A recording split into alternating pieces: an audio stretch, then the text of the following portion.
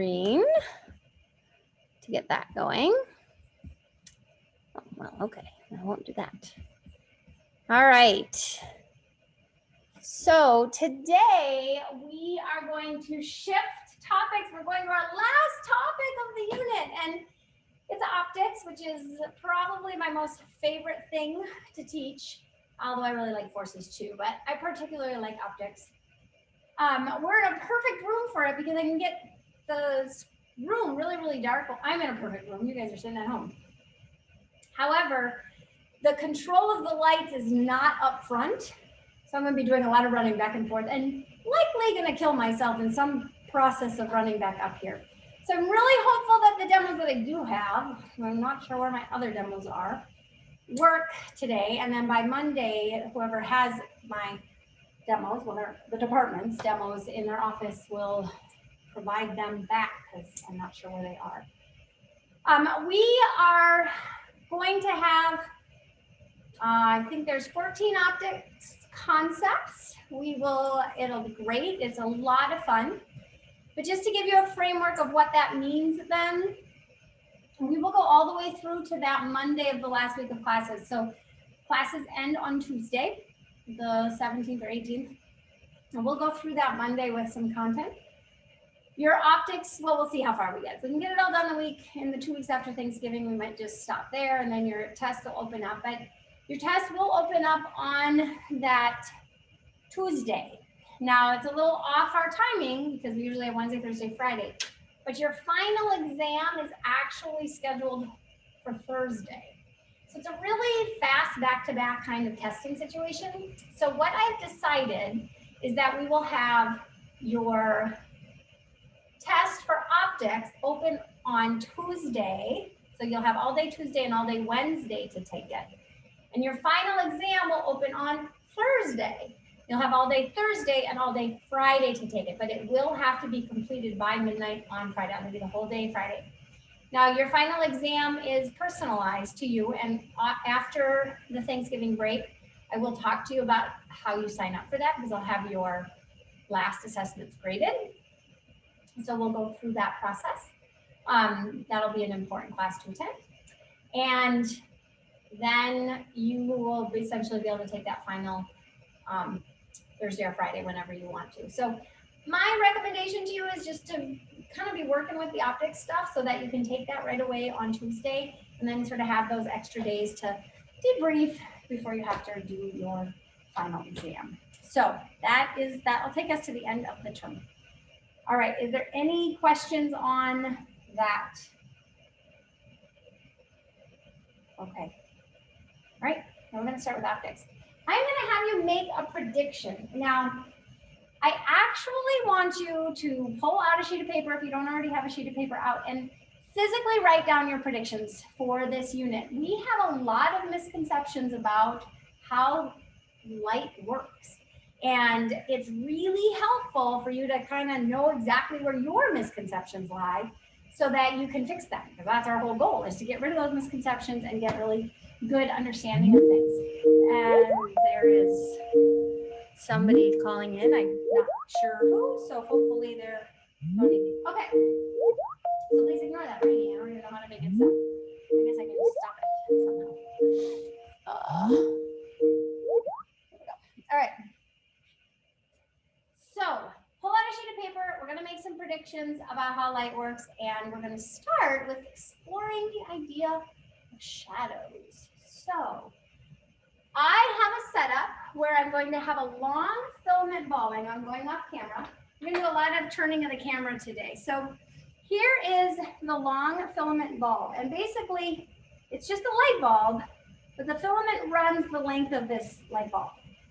Now, the filament, as we kind of talked about in our electricity very, very, very briefly, is what glows. So that filament, the entire length of that filament will glow. So when we see the light turned on, you'll actually kind of see that filament orangey color.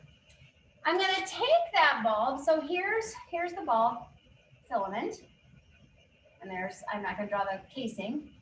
And I have a screen, okay?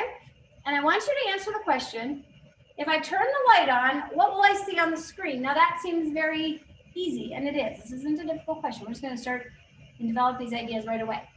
So if I turn the light on, what do I physically see on the screen? So either write it, draw it, whatever the case may be, you want to do that. And I'm going to turn the camera before I knock everything off the table. And then I have to go turn. It won't take you long to write this. I just don't have a long enough cord to do that. I can make sure I can see what I'm looking at. All right. So like I said, here is that long filament bulb that we have. So the filament's there. If I hold the bulb, so the filament is on this side, and I turn the bulb on, here's my screen, it's just a white sheet of paper. What will we see on the screen? So I'll show it this way so that you can see the bulb. That's the first question. I think it's, I'm gonna go turn the lights off. Just be back and forth. Fortunately, this room isn't that long. Oh boy. Okay, we should carry on the flashlight. All right. I have no idea if this is gonna work with the equipment because now it's dark in here. I'm gonna turn the light on. All right, so long filament bulb, screen. So it looks illuminated, which you probably wrote down. Now, it's possible, and I usually get some students saying that maybe the edges are a little dimmer than the middle. You don't really notice that, but if I had a huge screen and I stood really, really far away, might we notice that? So let me go turn the lights back on.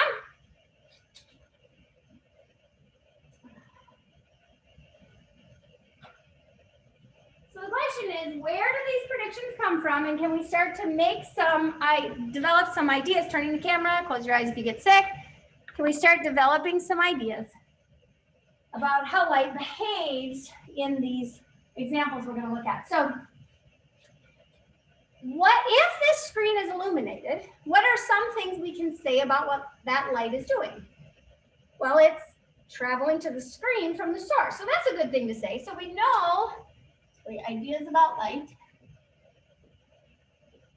And again, these probably are fairly straightforward and intuitive, that it travels out to the source.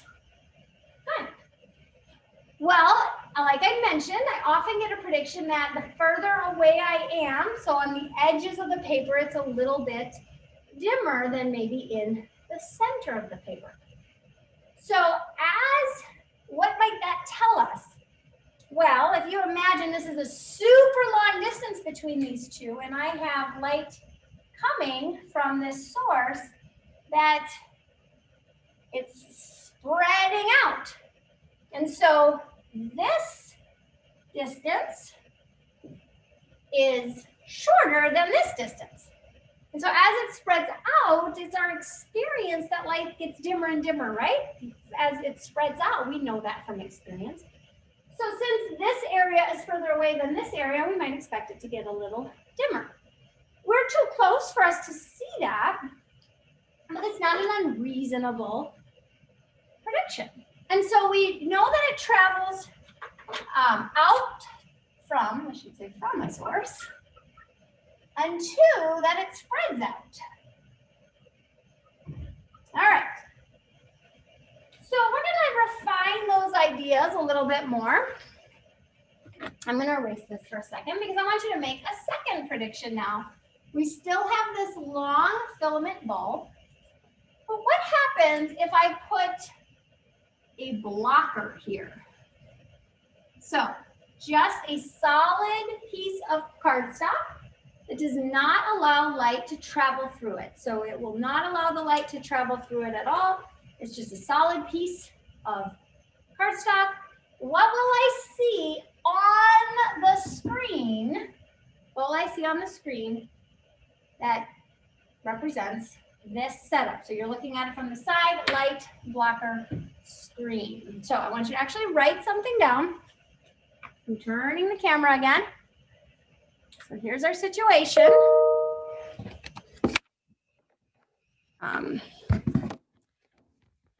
And, all right, so I'm going to turn the light off, but basically what I'm be doing is taking this long filament bulb.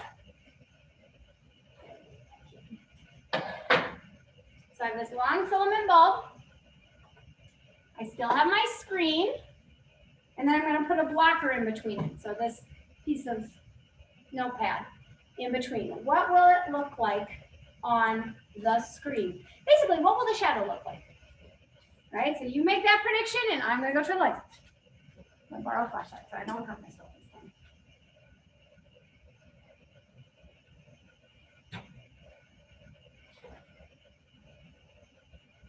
All right.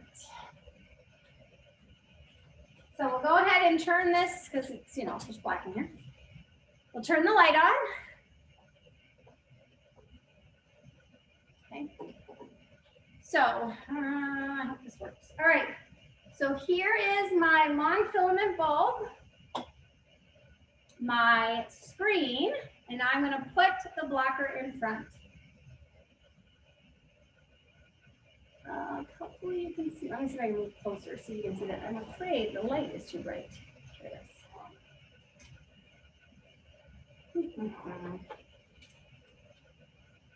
All right, so hopefully I can see it, but hopefully what you're seeing in the shadow is that we have this really dark area, and then we have this fuzzy gray area above the dark area. So I hope the camera is picking that up. We have the dark area, and then this, like, it goes dark to light, sort of fuzzy. The sides are nice and straight, but the top and bottom is pretty fuzzy. So let me go turn the lights back up.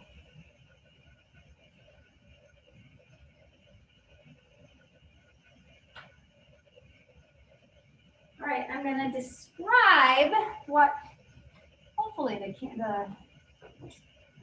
camera, turn the camera. Hopefully the camera showed. So what we saw on the screen, so this is my screen.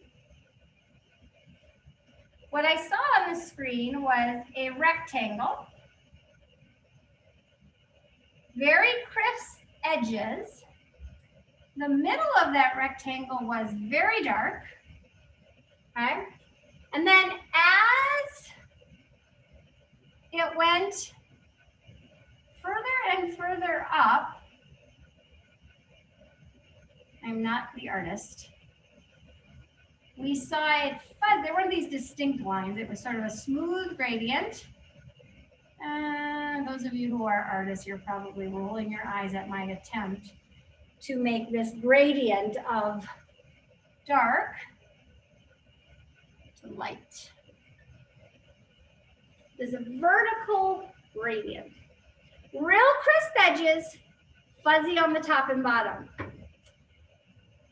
Okay, so typically that isn't the prediction I get from people dealing with shadows.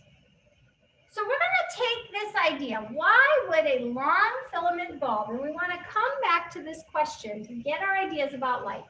Why would a long filament bulb produce a shadow where if I have my blocker, I get a nice dark middle, and then it goes to gray, eventually to nothing as I go top to bottom. And we're going to explore that by not looking at a long filament bulb, but we're going to switch to what we call a point source of light. So in order to get my point source of light, I'm going to use a mag light. Now, the mag light, if I pull off the top, and again, I don't know if you'll be able to see this in the camera, but it's a tiny, tiny little filament bulb. Okay, it's a very small little filament bulb. And if you look, if you have a mag light at home, feel free to do this. If you look, you can see that a couple things about the light coming from this tiny filament. One, it's in all directions. Like, it doesn't matter where I look on this light, light is coming from all directions from this source. So a point source of light, we're going to model this as a point source. A point source of light has light coming from all directions. The other thing we can actually see in terms of the light itself is if we kind of squint, and again, I don't know if you can see this on the camera, but it looks like it's this burst of rays. So the light itself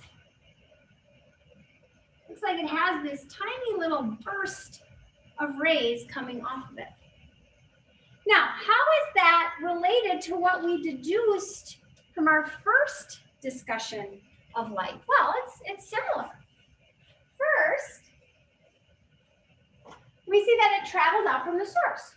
Good. And we see these light rays spreading out. We see this little burst that's getting sort of rounder and bigger as it goes out. The third piece, for a point source specifically, well, these are for a point source, they're for all light, is it travels in a straight line. Now, some of you may have interpreted this spreading out as traveling in a straight line as well, and that's okay for our discussion. These three ideas are going to allow us to model light. We're going to be able to model this shadow behavior first in what we call the ray model of light. So the ray model is also the particle model. So we're going to imagine that light travels as if it can only travel in a straight line. Now, we know that's not true. We know that light can bend around the corner. We know that light can spread out as it goes through a very, very tiny slit. It has properties of waves in its behavior. And we're actually going to introduce one of those properties of the wave, the idea of it being not the physical movement and mechanics of a wave, but the wave nature in terms of the energy of the light in a minute. But when we model light behavior, we are going to, hang on one second, class. No, I can't find any of the demos. Oh,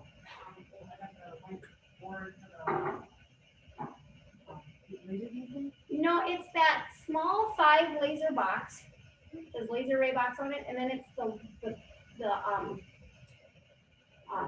it's like a cardboard. It's very narrow. It's got lenses in it, and yeah, that's what I'm. This technically goes with that. Oh, that's what I'm missing, and all of the color demos are missing, and actually some of them are my personal property. It's in the color ball and the color necklace. Those are missing, and the tube with the oil in it. As a rod and an oil. I'll look for those. I've seen that tube with oil. Okay, I think someone must be teaching optics and have it in their office. Right. So after class today, I'll ask, but. I'll look for it. Okay. I'm sorry. No, it's that important, so come back in. So thanks, Emily. Okay, sorry. Our lab tech is going to try to find the demos for me that are missing. Okay, so getting back, thank you for your patience on that. Getting back to the ray model, so we're going to use this idea of traveling in a straight line and what happens when it hits stuff and all those ideas for our modeling of light. So I just want to be very clear that there are 2 models of light, this wave particle duality, we call it. It's pretty cool, but we just are not going to deal with that in this class. We're going to focus on the ray model. All right, so, and a mag light works really well for that because we see these kind of light rays coming out of the mag light. I hope you were able to see that on the camera. Okay, so we're gonna get back to the shadow idea and how come this long filament bulb makes the shadow we talked about, this fuzzy on the top and the bottom. So let's dial back to what would a shadow look like for the mag light, for this point source of light. So I want you to make another prediction. And instead of the long filament, I have this point source. So just a tiny little source of light that we know light rays are going to go out in all directions and in straight lines. So what will the shadow look like? So draw that on a piece of paper or write it down, and I'm going to turn the camera again so we can set that up. And I go turn off the lights.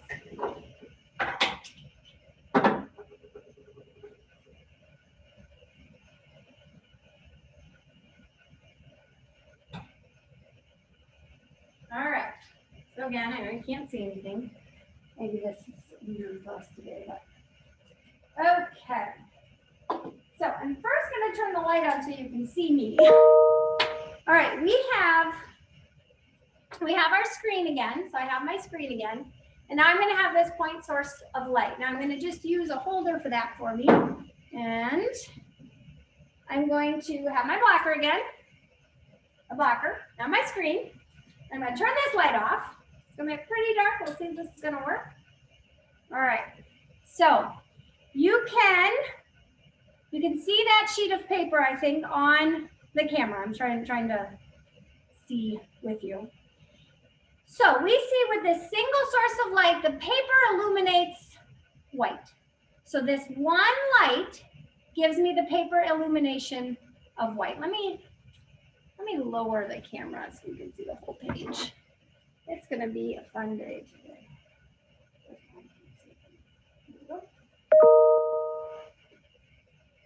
Oh, the wrong way. There we go. All right. Okay. So here's the light source coming from this box here. And then we see that white sheet of paper.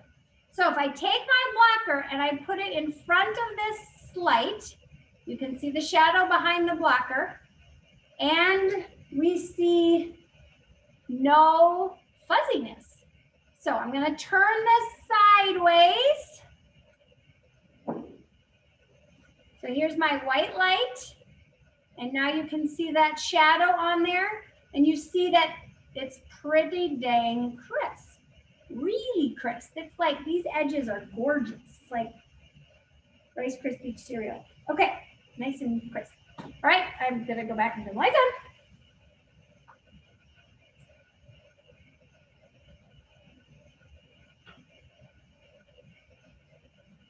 All right, so turn the screen again. Okay. Malin has a question. It's probably going to be helpful, so I'll stop. Yes. So Malin's asking about some mini lectures, which I know because it's really hard to see. Sadly, not in demos. So there are no demos in the mini lectures. We will, what we're about to do right now, there is a mini lecture on, but there are no demos. So that's why I'm attempting the demos for you in person. Usually, guys, I do optics first because it's just so much fun.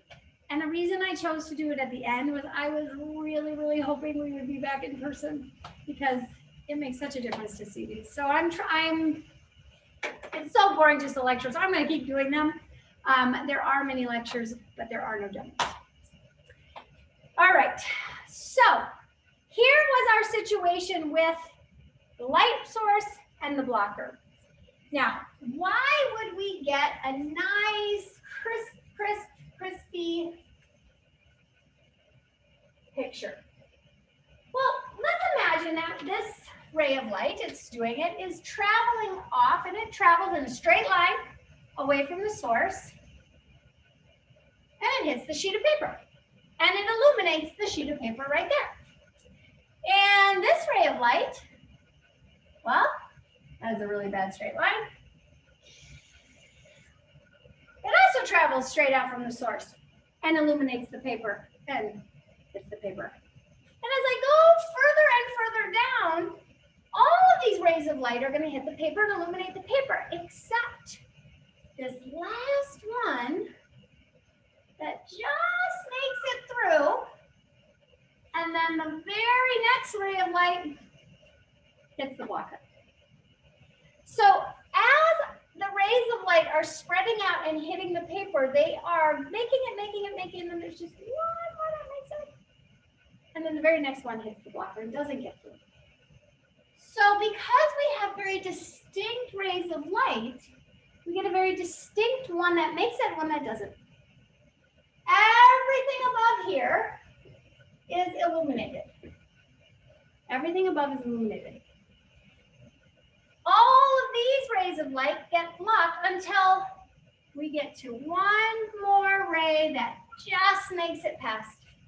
And then everything below that ray of light will also make it past. So we get light here at the bottom. We get light here at the top, and this is black, where no light gets through. So very specific rays of light get through to reach the board, and the others do not. Well, so that's our shadow. So if we were going to draw the shadow, we have light, dark, and light, those nice crisp edges. Well, what if I add another light?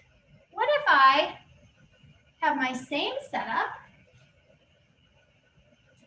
but instead of one point source of light, oh, this is not erasing all today. I have two sources of light.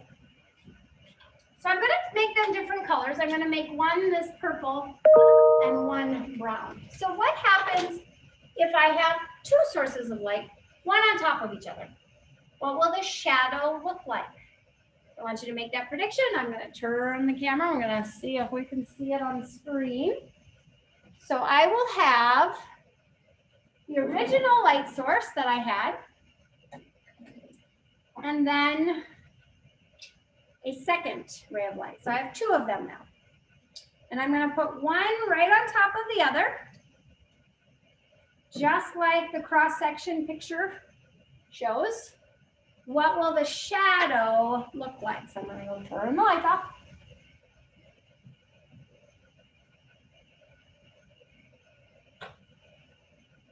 All right. So two things. First, let me turn this light on so we're not just talking in the dark. First, we have the original light on top and then another light underneath it, okay? The original light on top and another light underneath it. When we had that single light, it illuminated the paper and it appeared kind of white. I don't know how it appears on camera, but it's more or less white. So now I'm going to have two lights. We're going to see how two lights on the sheet of paper appear, and then we're going to put the blacker in. So now with two lights, well, I kind of have that white color again with two lights, okay? It might look a little more illuminated. Well, I have two lights, so that's a good thing. So how does the shadow look? And you know what I'm going to do is I'm going to make my blocker smaller because I need to make the shadow more pronounced for you. All right. So here is my sheet of paper. And as I bring, so you're going to be looking for that shadow. I'm going to hold it at the bottom so you can see the shadow on the top. You'll just have to trust me that the bottom is the same. And what do we see? Oh, I think you can see it on the camera. You kind of see it even with my hand. So we see black area, a gray area, and then the paper is illuminated white. You know, you cannot see the bottom of the shadow in the camera, but it too is a gray area, and then the white illumination when both lights hit. So we see black and gray bands of light. A black area and a gray band.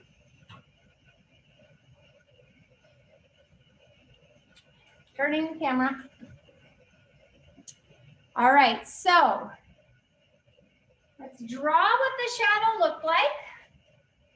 If this is my large piece of paper, okay, we saw an area that was clearly all black. Above that area, it was gray, and it was gray. And below that area, it was gray. So this was gray, black, and I know you didn't see the bottom because it didn't work. And then here, it still appeared to be white. So that's what our shadow looked like. So why might two sources of light produce that kind of shadow? Well, let's take both of these sources of light individually and follow the same process. This is called a ray diagram to form the shadow from each of these individual lights. And then what happens when they overlap? So like we said previously with our top light, I'm going to keep the magenta marker this time. all the light above this one ray is illuminated. All the light above that ray is illuminated. All of the screen below this ray is also illuminated. And every ray in between is blocked by that blocker. So that was what we already did. We saw that nice, crisp, clean shadow with just the single light. Now, what about adding that second one? Well, let's look at it independently. So in a similar fashion, every ray of light that is above this ray causes the paper to be illuminated. And every ray of light that is below this ray causes the screen to be illuminated. So I follow the same two ray diagramming processes for the lights independently. Now, how does that help us explain the shadow that we saw? Well, when both lights, this is the area where both lights are shining on the paper. Two lights. And when before we even put that blocker in, we saw that the paper was illuminated and we just called that white. This band is where only one of the two lights is hitting the paper. The top light still makes it through, but the bottom light is already blocked. So this is one light. And we saw that as gray. This band, no lights are getting through. The top and the bottom are both blocked. So we have no lights. And we call that black. Nothing is there. Now we move down, which I know you couldn't see, but the bottom layer, this again was one light. We saw that as gray. And the bottom of the screen had both lights shining. And again, we saw that as white. So using this ray diagram, we can deduce what this shadow pattern looked like on the screen. The top light, when the top of the screen was white, both lights hitting it, only one light hits that next area, which is we interpret as gray, then no lights, black, and so on down. What if I added a third light? There's a third light to the mix. Well, if we add a third light on the board, let's use blue, we can probably see that this banding structure is going to change a little bit. But we can model all three of these lights again independently and look at how they overlap. So this is the last band that makes it through. So above here,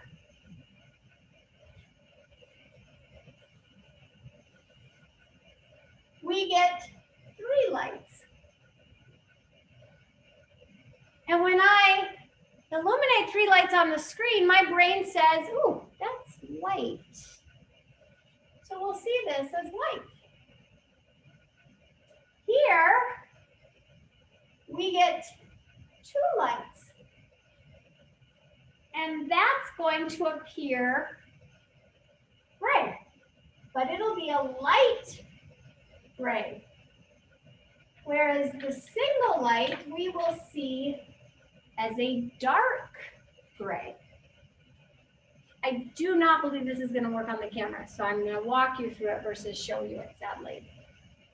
Similarly, as this becomes our last ray that gets blocked, and therefore everything below this line is illuminated. this top band is one light. It is viewed as dark gray, and they get pretty dark looking. This second band is two lights, and we view that as light gray. And at the bottom, which we can call a band, the lower half of the screen has all three lights, and we view that as white. Now, I'm going to pause this there for a second because there's actually a problem with this.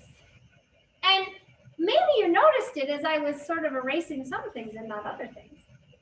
When we had a single light bulb, we saw a nice, crisp shadow. So with a single point source of light, our shadow was nice and crisp. We had what we're going to call white around and black as the shadow. One light gave us a white screen, and we saw that coloring. When we had two lights, we had a band of black and then a band of gray. We had white, gray, and black. One light was now gray. In fact, it was the exact same light that was white over here. So when one light hit the screen by itself, we saw it as white. But when one light was shining on the screen right next to an area that had two lights shining on it, well, then we saw it as gray. And if I go one step further, if one light shining on the screen is right next to two lights shining on the screen, which is right next to three lights shining on the screen, then it's dark gray, and it's dark. It looks drastically different in our perception from a single light. That's kind of unusual because it's the same light. It's the same luminance. It's not, I didn't even turn it off. It's the same light. So why is that? And this is going to be a common theme through our optics unit. A lot of our experience as humans is our brain's perception of the information it brings in. And optics is where we see that a ton. Our brain has to interpret the world, not just experience the world, right? Thank goodness we get to interpret the world. And when all the world information I have is that there's a dark area and a bright area, I see dark and bright. When the information I have is there's a dark and a bright and a less bright, one light versus two, then I interpret that as gray. It's an interpretation. This band is the exact same illumination as that one, yet it looks very different in our perception. Similarly, if I know one area of the world is dark, one area is bright, and there's varying darkness in between, then I interpret varying levels of gray. This band appears very, very dark. Not anything like the exact same amount of luminance hitting that screen as I see here. Exactly the same. So it's very difficult for the brain to separate the physics from the perception because I have to make sense of the world. So I bring in this perception idea. And we're going to see that a lot. It kind of makes it really fun to talk about. Okay. So let's now imagine adding a fourth or a fifth or a sixth light. The more lights I have, the more different bands that I experience. With three lights, I had black, 1, 2, 3 different shades. With four, so n plus 1. 3 lights, 4 different levels. 5 lights, 6 different levels. 10 lights, 11 different levels. So the more lights I add, the more of these bands I'm going to get. Now, they not only get varying shades of darkness, different grays, but they also get smaller and smaller and smaller. And as they get smaller and smaller and smaller, our brain does something else. Our visual system is made up of cells, and we're going to talk about this in just a minute. In the back of our eye, rods and cones, you've heard of them in your elementary days of learning first about vision.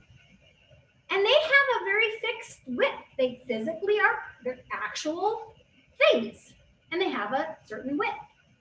And as these bands get close to that width, one cell sitting next to another cell, so this is one, and here's the second one, a band crosses both of them. And the brain can't interpret the line anymore because two different cells are getting the same information.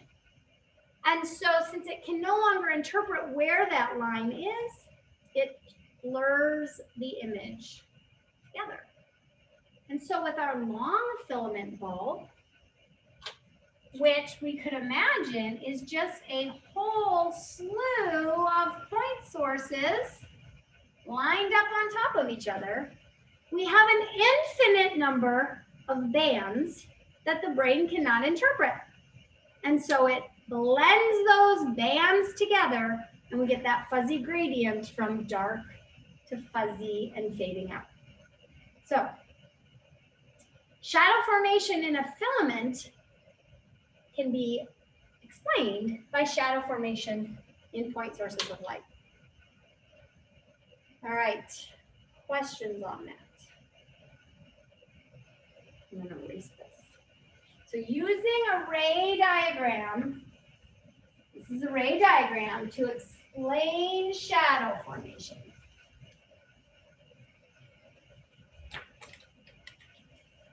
Okay. So what happens if I have the same setup? So here's my point source of light. And instead of a blocker, I have a pinhole. So I've taken my blocker and I made a tiny little hole in it. And then I have my screen. What will I see on the screen with a pinhole in my blocker? So draw what you think you will see on the screen with a pinhole in your blocker while I go grab the lights off again. All right, but my shoe came untied, so I have to tie it or I will definitely trip in the back.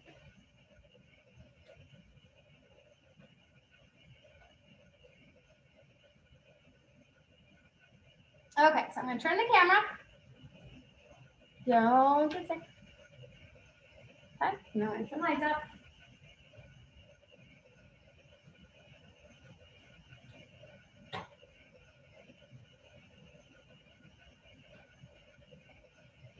Okay. Turn this back on so I can talk first. Okay, so same setup as before with our point source of light. I'm going to remove one of the two that is there. And now I have a pinhole. And this pinhole actually has it's a triangle hole. So the hole is shaped like a triangle, just so that hopefully you can see it better. So the hole is shaped like a triangle. So what will happen? What will my shadow look like on the screen? All right, so we'll get this close again. All right, so here's our single source of light being held by this holder. And I have my pinhole. And my triangle has the pointy, there's three pointy sides. The longer side, and then it points up. So the triangle has the skinny side at the top. One of the skinny side at the top.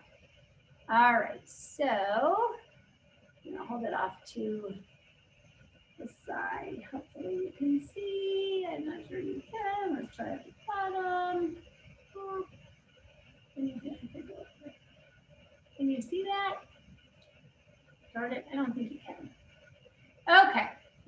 let's try it towards the side. We'll try one more, and then we'll be done. Maybe you can see the triangle spot in there, maybe? It's right down there. I'm not sure. All right, well, we see all but a tiny little triangle. Well, there, if I cover the whole thing, you can see that tiny little triangle. There it is. So this way. All right, so now I'm covering the whole paper. You can see that triangle. There it is. All right, so the light just gets through the triangle. Now, if I lift the paper up, the blocker itself, should the triangle go up or down?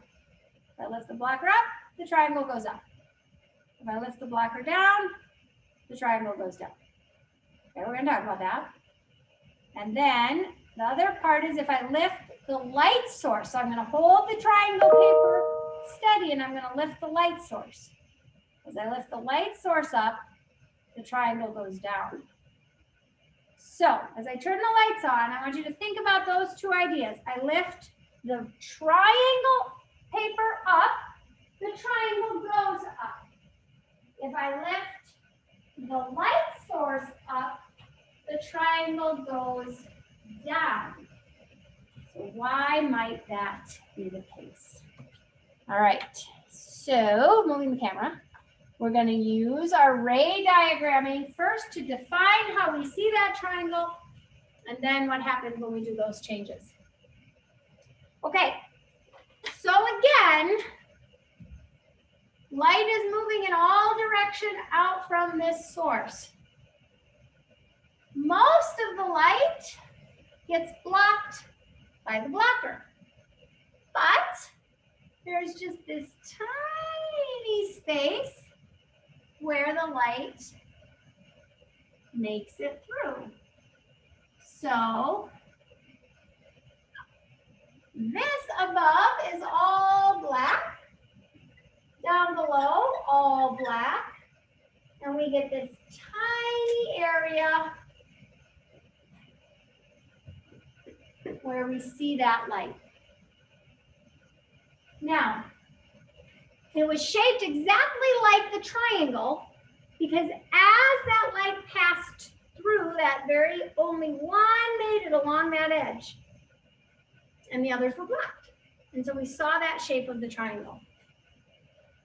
So now the question was, when I lift the blocker up, where did that tiny little lighted triangle go? It went up. So why might that be? And I'm going to use a different color for this. If I lift the blocker up, now that's how the blocker is orientated. So here's the two rays of light that were getting through are now blocked. And two new rays of light are now getting through that were blocked previously. And so that light is higher up because two rays of light that are higher up are the ones that are getting through. So when we move the pinhole up, the light spot, we'll call it the spot, goes up. Right? The second observation we made is what happens if we move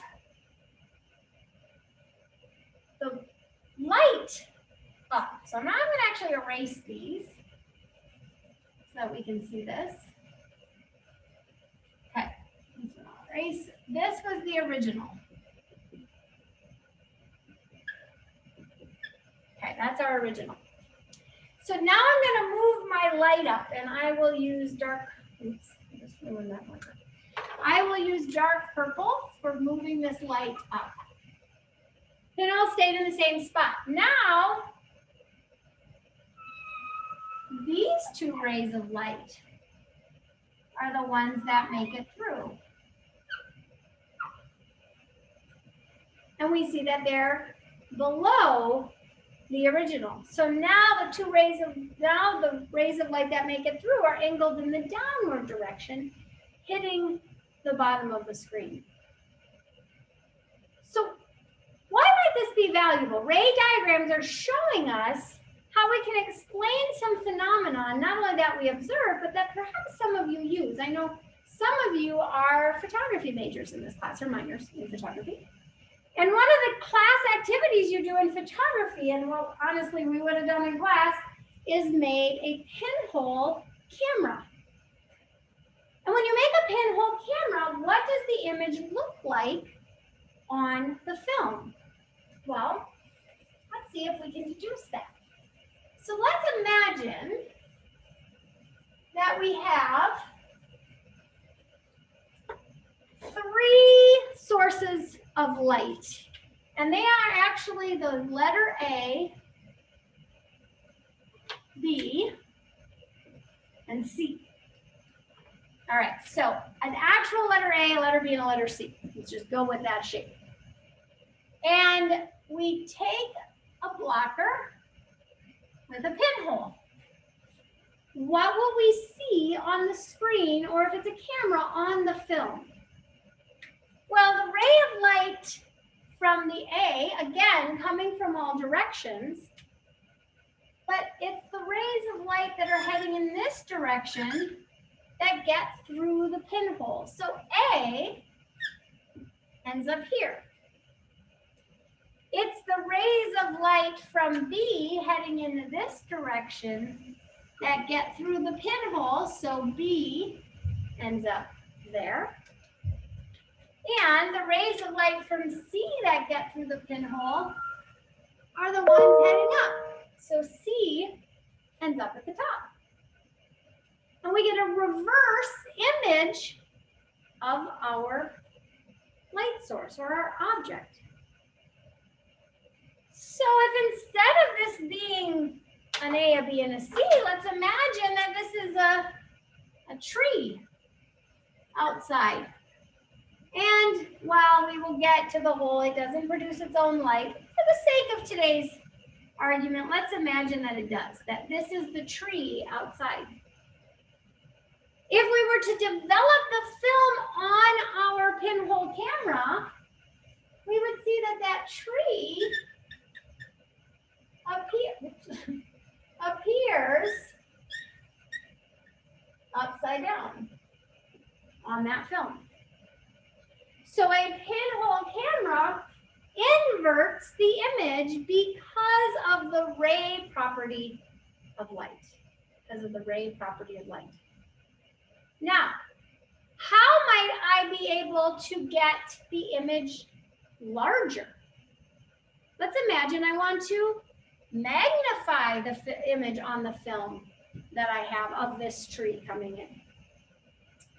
Well, if I move my screen further away, now the rays of light that are going to form the image of this tree travel further. And the top of the tree is at a different location further down on the film. And the bottom of the tree is at a different location further up on the film, and the picture gets enlarged. So again, for a pinhole camera, we can change the size of the image by adjusting where the screen is located relative to where that pinhole is located. There are no lenses in these cameras. They are purely just the product of the light rays being inverted because only certain light rays can get through. This is very different than a camera with a lens in it, which we're going to talk about on Monday, next week Monday, and how that image is reversed as a result of all the light rays getting through. Okay, another piece of a pinhole camera, pinhole cameras are one of your objectives. Another piece of the pinhole camera that's going to be important for us to think about is how much light is getting through and what that does for our image. If I were to make this pinhole very, very tiny, so very small, fewer and fewer light rays representing the bottom of the tree, so C position, get through. What would that do to the image on the film? Well, if I have fewer light rays, it's not as bright. If it's not as bright, then it's a dimmer picture. So it might cause the picture to be dimmer. Now, for those of you in photography, if we expose the film for longer, we can still get that picture brightened for the length of time it's exposed. But if it was a quick snapshot, let's say, then it's going to be dimmer if that hole is very tiny. Now, so you might think, well, I don't want a dim picture, I want a bright picture, so I just need to make that hole bigger. Well, does that have a consequence to it? It does. They always do. We have to optimize things in this world. If I make this image bigger, or this hole bigger, excuse me. Now, this same light ray that's representing the bottom of the tree, infinite number of light sources, right? A source has infinite number of rays coming out. There are a number of rays all representing the bottom of the tree that make it through to the screen. So I have this kind of width that's associated with the same location on the object, the bottom of the tree.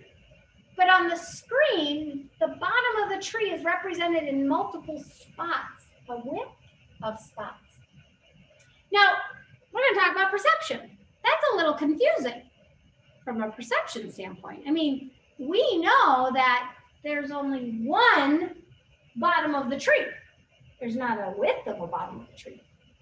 And so when we receive information in the brain, we say, well, I'm confused because the same physical item is being represented over a span of space instead of a physical space like I know it is. We blur that interpretation and we see it as fuzzy. So on film, it's a little different, but if I were to look at this image on a screen, and that screen was represented as my vision, I would interpret that spread as a blurriness. And we see this image blurry. On film, this area becomes overlapped with other spots that represent other parts of the tree because they too have a width associated with them. And so it blurs the image as the image's object's representation is hitting multiple areas on the film. So there's a prime thickness to our pinhole, given the light level exposure that we need, our location of our screen relative to the pinhole gives us our size, and we can optimize it to crisp up that image given the individual setup. So those of you in photography, pinhole cameras can be very beautiful and very tricky imagery, very sophisticated in terms of getting the right image.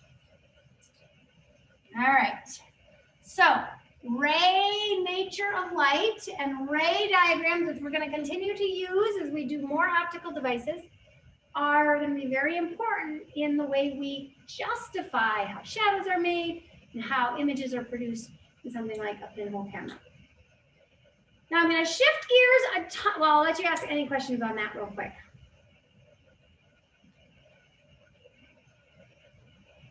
Okay. I'm going to shift gears a tiny bit, and we're going to delve into light properties. I warned you, we're going to talk a little bit about light properties and what light is, and then we'll do optical devices on Monday. We might introduce one of them today. So I have to show you a picture on the computer. So I'm going to share this screen with you. All right, just take me a minute. Turn it up. All right, oops. Okay, So, share content. One of the things that we know about light is that light is a part of what we call the electromagnetic spectrum. And the electromagnetic spectrum is being shown on the screen right now. Hopefully you can see a screenshot of that. And it is energy across a whole span of different waves of energy. We are going to be focusing on a very specific band in that electromagnetic spectrum called visible light. And that band is elucidated, pulled out of that image for you. Two things we need to keep in mind when we talk about light as energy, it is energy, and the electromagnetic spectrum. The first is that we can describe these waves. So we're going to use this wave idea. We can describe these waves in one of two ways. It's frequency or it's wavelength. And so let me unshare for just a second.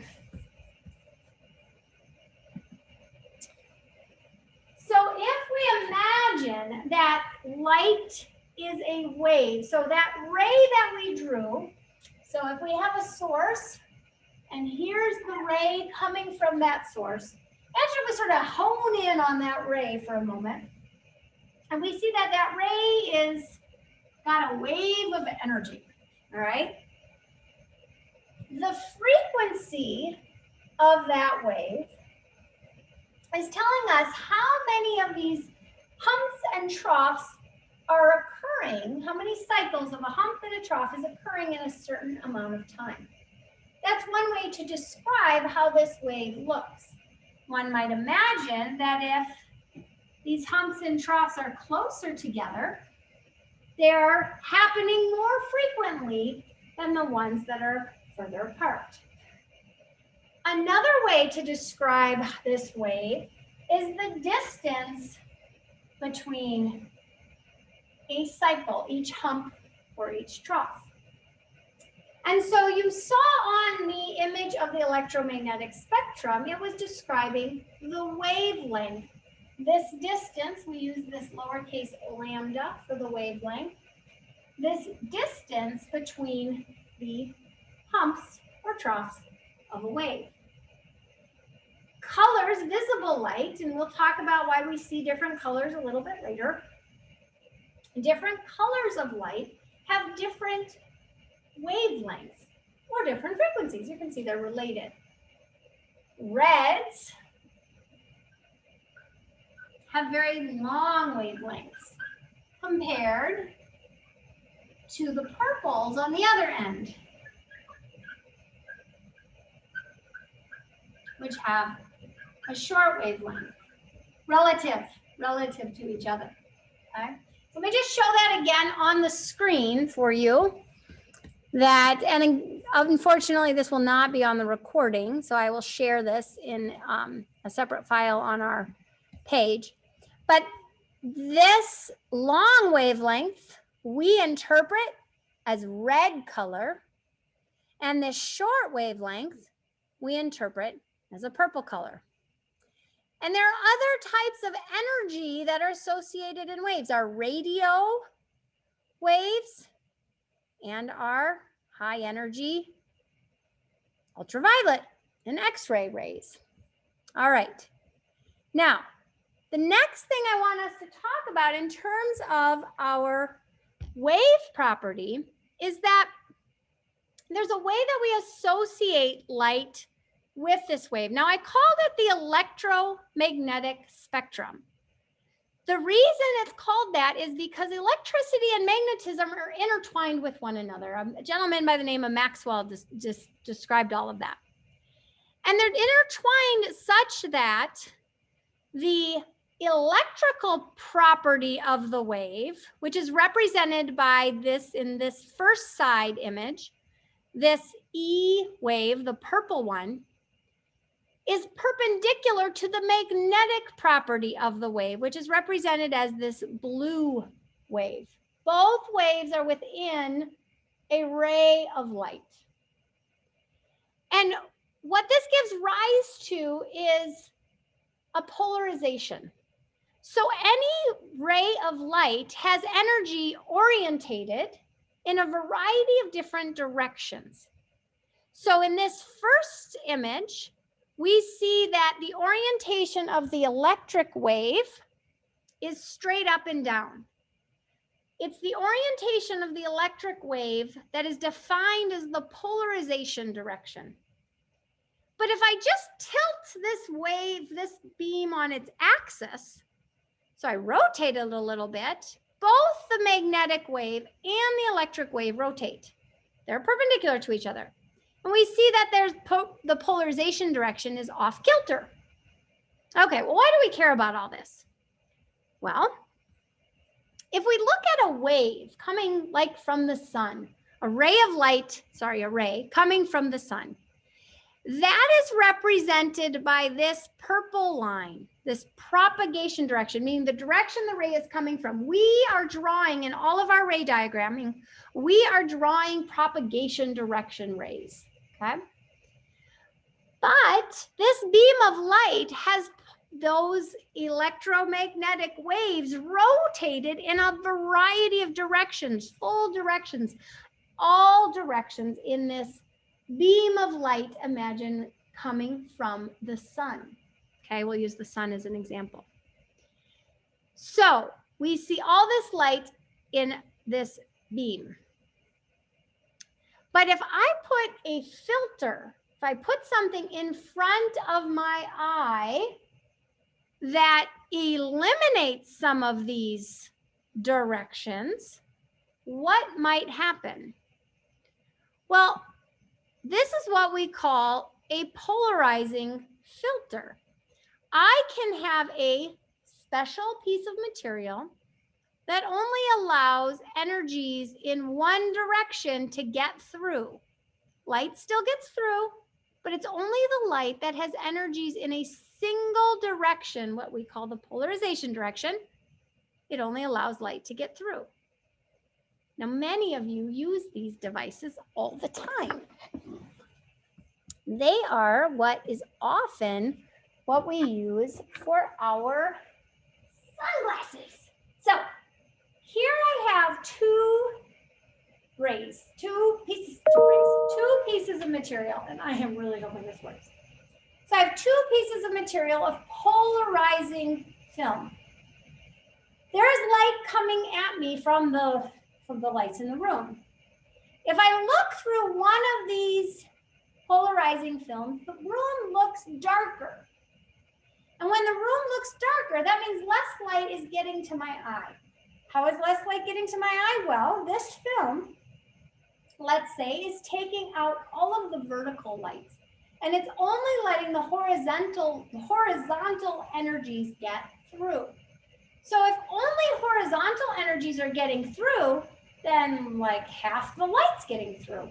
And if half the light's getting through, then it looks darker. So what would happen if I had one film that only the horizontal lights get through and another film where only the vertical lights got through?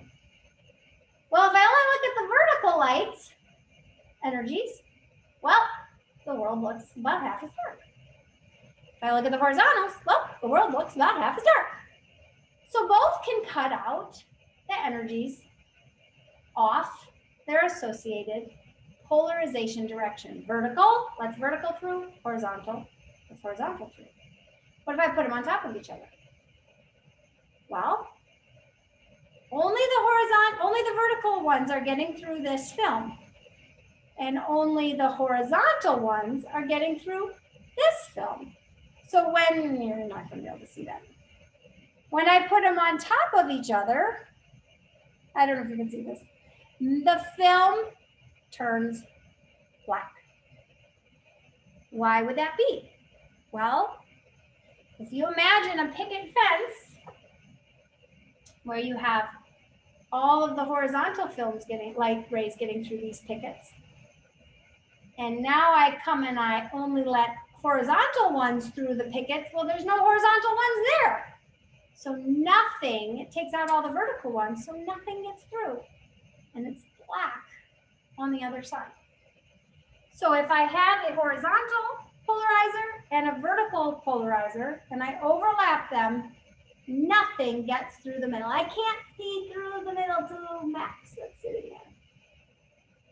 Now, one other cool thing about polarization is if I only rotate them partially, I still get some light through.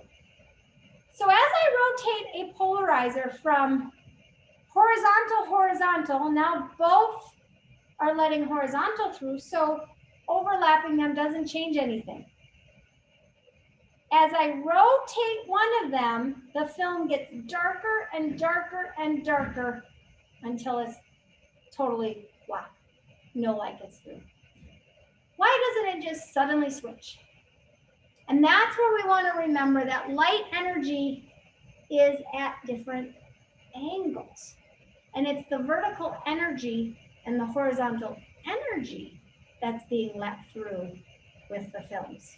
So if we imagine that we have a polarization of light that's purely vertical, it's going to get through the vertical film. And it is not going to get through the horizontal film. But if I have the light at an angle, a portion of the energy is getting through the vertical film, and a portion of the energy will make it through the horizontal film. So when I have my vertical film, a portion of that energy will also make it through the horizontal film. And so I'll get a darkening of the light that comes through until I eliminate all the horizontals and all the verticals. Then it gets black. All right, so that's really the only wavy nature of light that we are going to talk about. We're not going to talk about diffraction and that wave nature of light and how it goes around corners and that. We just don't have time in our 2 weeks to discuss that. But I do want you to appreciate polarization because that's what we use in tinting a lot of times. Really nice sunglasses, car windows utilizes this removal, this prevention of energy getting through in a specific direction. And that's similar to like night driving glasses also. When light reflects off the road and causes that glare, it's all coming in at roughly a certain angle towards the driver. And if the glasses can polarize that angle away, not let those energies through, then we can reduce the glare off of the road. So it's not just like sunglasses, we can also use that to our advantage to reduce glare off a lake or glare off of the road. Okay. I am really hoping that we have my demo equipment back on Monday so that we can talk about what happens in the visual system, what happens when light starts to interact with surfaces, and then we will take it from there. So today, shadows, basic light properties, shadows, kind of just recap what we covered today and your concepts, pinhole cameras, the idea of pinhole cameras, and polarization. All right, we'll end it there. So have a wonderful Thanksgiving. We do not have class on Wednesday. You do not have lab this week, those of you in lab. And then we will pick it up on Monday, and either on Monday or Wednesday, we'll talk about how you sign up for your final. All right, I'll hang out just for a little bit. Again, there is video. There's a mini lecture on both some changes in pinhole cameras and shadow formation. There's one on polarization. But they're not demonstrations. They're just a little recap of the ray diagram for both pinhole cameras and shadows. So have a great trip. Stay safe, be healthy, wear your mask, that sort of stuff.